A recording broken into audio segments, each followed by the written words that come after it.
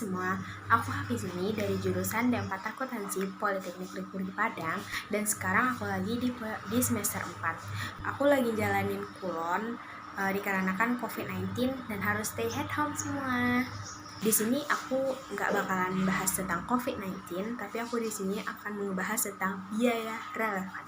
Nah, apa itu biaya relevan, manfaat biaya relevan, peranan, contoh, dan cara mengetahui sebuah biaya relevan? Nah, teman-teman ingin mengetahuinya, pastikan sampai habis ya. Biaya relevan dan konsep dasar dari biaya relevan itu sendiri. Biaya relevan adalah biaya yang terjadi pada masa yang akan datang, biaya yang harus dipertimbangkan dalam mengambil keputusan oleh seorang manajemen. Manajer perlu memisahkan biaya relevan ini menjadi dua untuk mengambil keputusan. Yang pertama, biaya relevan. Biaya relevan ini diperlukan untuk mempertimbangkan dalam mengambil keputusan. Yang kedua, biaya tidak relevan. Biaya tidak relevan ini dikesampingkan atau diabaikan dalam mengambil keputusan. Tujuan utama dari mengapa biaya relevan ini dibagi menjadi dua, yaitu untuk menunjukkan kepada manajemen bahwa tidak semua biaya itu patut dipertimbangkan dalam mengambil keputusan. Mengapa? Karena biaya relevan untuk suatu keputusan belum tentu relevan untuk keputusan lainnya, walaupun objeknya sama. Biaya relevan juga memiliki ciri-ciri khusus loh. Yang pertama, biaya masa yang akan datang. Yang kedua, bukan masa lalu. Dan yang ketiga, biaya yang berbeda antara dua alternatif. Biaya relevan ini juga dikenal dengan biaya diferensial loh, yaitu biaya yang mempunyai alternatif yang berbeda-beda. Apa sih manfaat biaya relevan? Apa sih peranannya dalam mengambil keputusan? Secara garis besar, manfaatnya yaitu untuk mengambil keputusan bagi manajemen. Manfaat biaya relevan merupakan faktor penentu dalam mengambil keputusan, apakah suatu pilihan akan dijalankan atau tidak. Manajer perlu membandingkan biaya dan manfaat alternatif satu dengan biaya alternatif lainnya. Keputusan yang diambil manajemen meliputi berbagai macam keputusan dan berbagai jangka waktu yang berbeda dalam setiap keputusan yang akan diambil. Pengambilan keputusan pada umumnya terjadi dan berkaitan dengan pelaksanaan kegiatan operasi perusahaan yang bersifat rutin dan teratur. Seperti dalam mengambil suatu keputusan. Yang pertama, menerima atau menolak pesanan dari penjualan khusus, mengurang atau menambah jenis produk pada departemen, membuat sendiri atau membeli dari suatu komponen lain, nyewa atau menjual, atau memakai fasilitas yang ada pada perusahaan, menjual atau memproses lebih lanjut hasil dari suatu produksi. Sebagai contohnya, aku ngambil contoh yaitu membuat sendiri atau membeli dari tempat lain. Jadi di sini, perusahaan dihadapkan pada pilihan dalam rangka mengambil keputusan membuat atau membeli.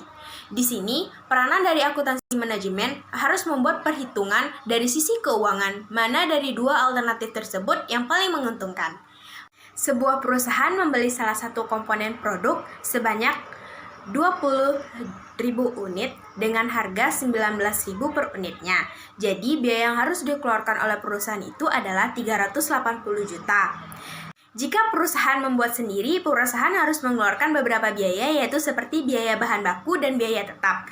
Biaya bahan baku di sini untuk menghasilkan 20.000 unit memerlukan biaya bahan baku 6.000 per unitnya. Biaya tenaga kerja variabel untuk menghasilkan 20.000 unit memerlukan 8.000 per unitnya. Biaya overhead pabrik untuk menghasilkan 20.000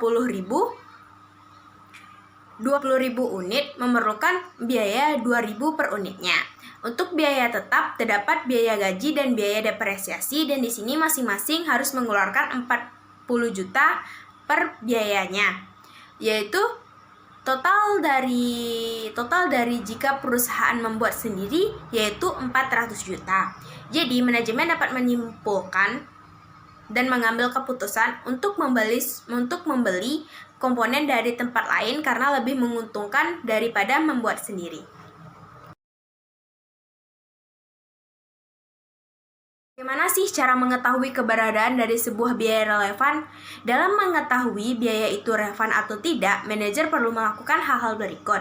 Yang pertama, manajer mengumpulkan semua biaya yang akan terjadi yang berkaitan dengan setiap alternatif yang dipertimbangkan. Lalu, memisahkan biaya masa lalu yang merupakan sunk cost. Memisahkan biaya masa yang akan datang yang tidak berbeda dari setiap alternatif keputusan. Yang terakhir, manajer membuat keputusan berdasarkan biaya yang ada. Manajer hanya menggunakan biaya relevan yang akan timbul di masa yang akan datang saja dalam pengambilan keputusan, karena suatu keputusan merupakan suatu hal yang berhubungan dengan keadaan di masa yang akan datang. Untuk dianggap sebagai biaya relevan, suatu biaya tidak hanya berhubungan dengan keadaan di masa yang akan datang, tetapi biaya tersebut harus berbeda dengan suatu alternatif lainnya.